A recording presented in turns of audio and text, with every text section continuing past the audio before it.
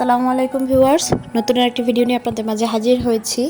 আজকের রেসিপিতে আমি আপনাদের সাথে শেয়ার করব সবজি খিচুড়ি বা সবজি দিয়ে পাতলা খিচুড়ি। তো আশা করছি আজকের রেসিপিটা আপনাদের কাছে ভালো লাগবে। আর যদি ভালো লাগে যায় তো প্লিজ আমার চ্যানেলটি সাবস্ক্রাইব করবেন। সাবস্ক্রাইব করে পাশে থাকা যে বেল আইকনটি রয়েছে তার অল অপশনে ক্লিক করে দেবেন। এতে করে এরপর আমি আর কোনো রেসিপি আপলোড করলে তার নোটিফিকেশন আপনাদের কাছে পৌঁছে যাবে। তো এখানে আমি খিচুড়ি রান্নার জন্য 1 কাপ পরিমাণ পেঁয়াজ কুচি নিয়ে নিয়েছি। আর 8-10টার মতো কাঁচামরিচ নিয়ে নিয়েছি, আমি ফালি নিয়েছি, আপনারা চাইলে আস্তেও নিতে পারেন। 4টে দারচিনি, 6টা এলাচ, হাফ চামচ কালো জিরা, 1 চা চামচ জিরা, 2টো তেজপাতা, 1 টেবিল চামচ রসুন বাটা, 1 টেবিল চামচের চেয়ে একটু কম আদা বাটা, গরম মশলা বাটা নিয়েছি হাফ টেবিল চামচ, জিরা বাটা নিয়েছি 1 টেবিল চামচ। তো আর এর সাথে আমি যেই সবজিগুলো ইউজ করব এখানে আমি এগুলোকে ধুয়ে তারপর কেটে নিয়েছি। তো এখানে দেখতে পাচ্ছেন আমি পুঁইশাক পাতা নিয়েছি, কিছু ফুলকপি নিয়েছি, আলু নিয়েছি।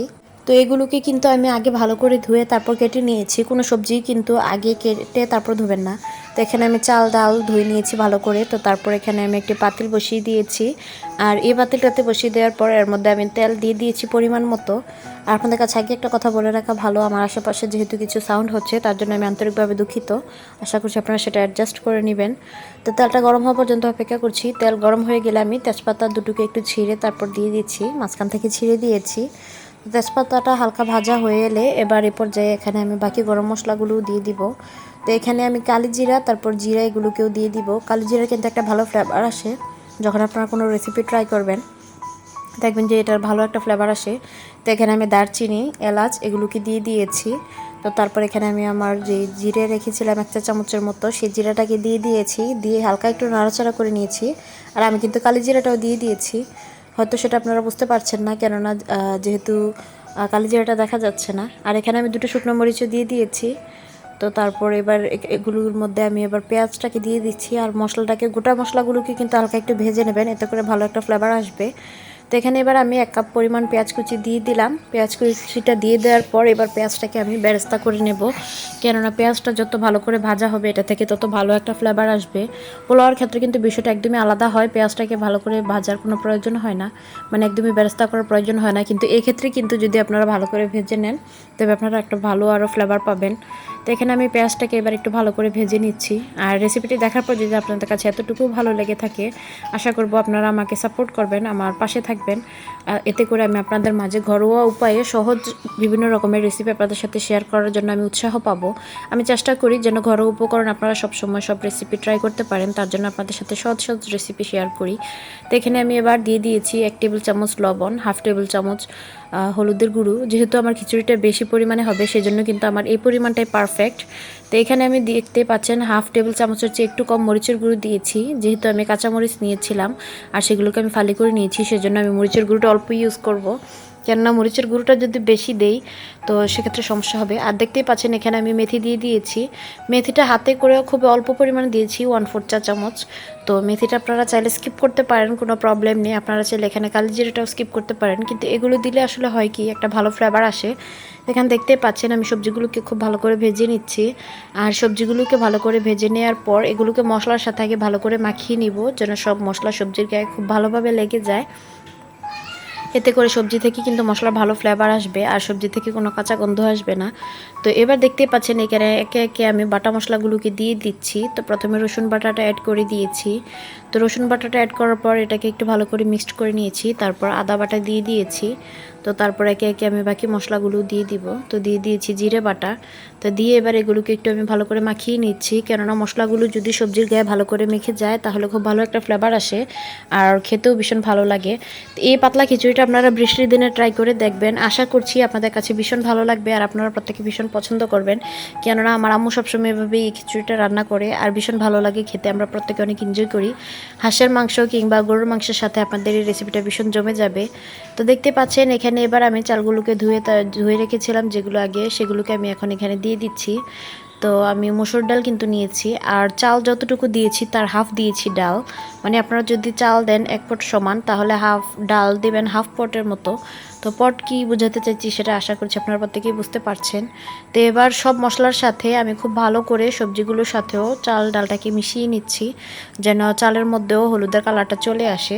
এগুলো যখন একটু বেশি ভালো করে ভাজা হয়ে যাবে, এরপর যে আমি টমেটোটা অ্যাড করে দেব। তো টমেটো আমি এখানে নিয়েছি একটা বড় সাইজের টমেটো। আপনারা চাইলে যদি মিডিয়াম সাইজের হয় আপনাদের টমেটো, তাহলে দুইটা নিতে পারেন। তো টমেটোটা খুব বেশি দিব না, এতে করে টক টক স্বাদ আসবে, আর অল্প করে দিলে খেতে ভীষণ ভালো লাগবে আর দেখতে অনেক কালারফুল লাগবে। তো এরপর কিন্তু এই পর্যায়ে কিন্তু আমি গরম মশলা বাটাটা দিয়েছি। গরম মশলা বাটাটা কিন্তু আমি তখন দেইনি, আপনারা দেখতে পেয়েছিলেন। তো দেওয়ার পর এটাকে একটু ভালো করে ভেজে নেওয়ার পর এবার এখানে আমি দিয়ে দিচ্ছি পরিমাণ মতো পানি। তো যেহেতু আমরা আজকে পাতলা খিচুড়ি রান্না করব, তার জন্য কিন্তু আমাদের পানির পরিমাণটা অনেকটা বেশি লাগবে। তো সেই জন্য আপনারা যদি অন্য কোনো পাতিলে রান্না করেন, সেটা আপনারা আসলে পানিটা কিন্তু নিজের আন্দাজ অনুযায়ী দিবেন, কেননা চাল সেদ্ধর ক্ষেত্রেও একটা বিষয় থাকে, চালের মধ্যে একটা ব্যাপার থাকে। কিছু চাল আছে যেগুলো খুব তাড়াতাড়ি সেদ্ধ হয়ে যায়, আবার কিছু চাল থাকে যেগুলো সেদ্ধ হতে একটু সময় লাগে। তো এবার এখানে আমি দেখতেই পাচ্ছেন একটু গরম মশলা দিয়ে দিচ্ছি, গরম মশলার গুঁড়ো, যেটা হচ্ছে দিলে ভালো একটা ফ্লেভার আসে। আর এবার দিয়ে দিচ্ছি একটু মাংসের মশলা। মাংসের মশলা দিলে হয় কি, খিচুড়িটা থেকে একটা ভালো ফ্লেভার আসে। এভাবে মাংসের মশলা দিয়ে খিচুড়ি ট্রাই করে দেখবেন, ভীষণ ভালো লাগে খেতে। আর এই খিচুড়িটা কিন্তু খেতেও ভীষণ ভালো হয়েছিল। তো এবার এটাকে আমি ঢাকনা দিয়ে ঢেকে দিব ভালো করে ফুটে ওঠার জন্য, কেননা খিচুড়িটা ভালো করে সেদ্ধ হতে হবে। তো দেখতেই পেয়েছেন আপনারা, আমি ঢাকনা দিয়ে ঢেকে দিয়েছি। আর এটাকে আমি রান্না করব প্রায় 30 থেকে 40 মিনিটের মতো।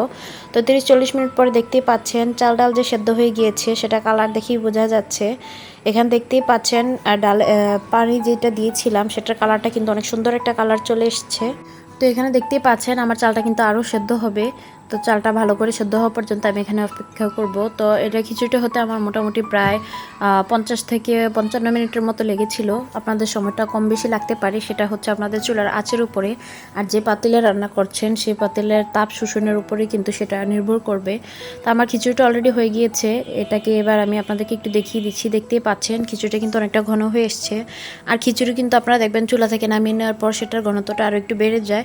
তো সেজন্য আমি এটাকে এ পর্যায়ে চুলা থেকে নামিয়ে নিব। আর আশা করছি যে রেসিপিটা আপনাদের কাছে অনেক সহজ লেগেছে, ইজি হয়েছে আপনাদের কাছে। তো যদি আপনাদের কাছে ভালো লেগে থাকে তো প্লিজ আমার চ্যানেলটি সাবস্ক্রাইব করবেন আর বেল আইকন বাজিয়ে অল অপশনে ক্লিক করে দিবেন। তো এবার এই পর্যায়ে আমি এখানে কাঁচামরিচটা ইউজ করেছি, কেননা যদি আমি যেখানে আগে ডাল সব মশলাগুলো দিয়েছিলাম তখন যদি দিয়ে দিতাম তাহলে কাঁচামরিচটা একদমই গলে যেত আর ঝালটা অতিরিক্ত বেশি হয়ে যেত। যেহেতু আমি এই পর্যায়ে ইউজ করেছি, তো এটাকে আমি ঢাকনা দিয়ে ঢেকে রেখে দেবো। তো আমি এখানে লবণ আর একটু দিয়ে দিয়েছি স্বাদের জন্য, কেননা আমার লবণটা একটু কম হয়েছিল মনে হয়েছে, সেজন্য লবণটা একটু অ্যাড করেছি।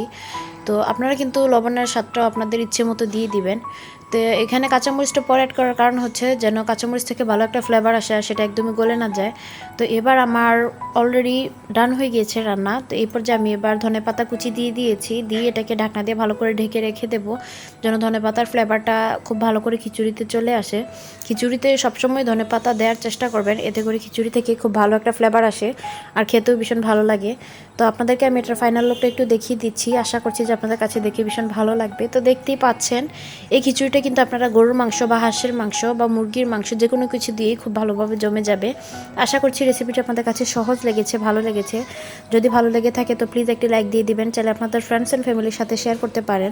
নতুন কোনো রেসিপি নিয়ে আবার আপনাদের মাঝে যে হাজির হব সহজ কোনো রেসিপির সাথে। আজকের মতো এখানেই বিদায় নিচ্ছি, ভালো থাকবেন সকলে, আল্লাহ হাফেজ, আসসালামু আলাইকুম।